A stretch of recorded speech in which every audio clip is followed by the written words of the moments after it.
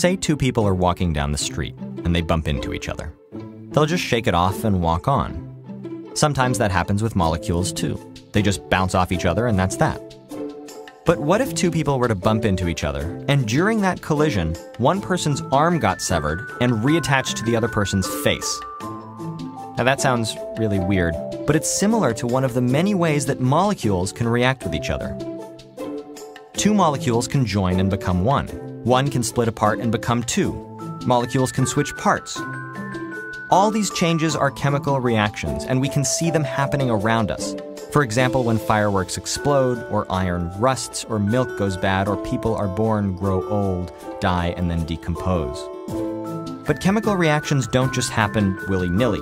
Everything has to be right. First, the molecules have to hit each other in the right orientation. And second, they have to hit each other hard enough, in other words, with enough energy. Now, you're probably thinking that a reaction just happens in one direction and that's it. Sometimes that's true. For example, things can't unburn or unexplode. But most reactions can happen in both directions, forward and reverse. There's no reason that our face arm guy can't bump into armless girl, reattaching that arm back to its original socket. Now let's zoom out a bit. Now let's say that you've got 1,000 people on the street, and all of them start with their limbs normally attached. At the beginning, every collision is a chance for person A to transfer an arm to person B's face. And so at the beginning, more and more people end up with arms attached to their faces or arms missing.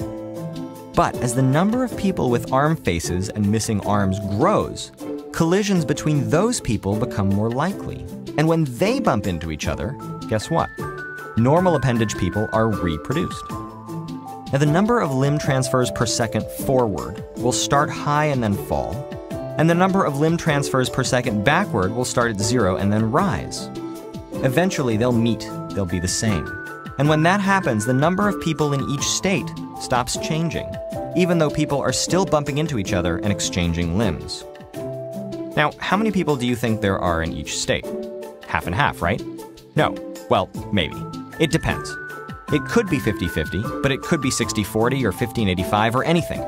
We chemists have to get our little gloved hands dirty. We're in a lab, so not really dirty, to figure out what the actual distribution of molecules is. Even though each of these limb transfers is a pretty dramatic event for the people involved, if we zoom out, we see population numbers that don't change. We call this nirvana equilibrium, and it doesn't just happen with chemical reactions. Things like gene pools and highway traffic show the same pattern. It looks pretty still from 30,000 feet, but there is lots of crazy stuff happening on the ground. You just need to zoom in to see it.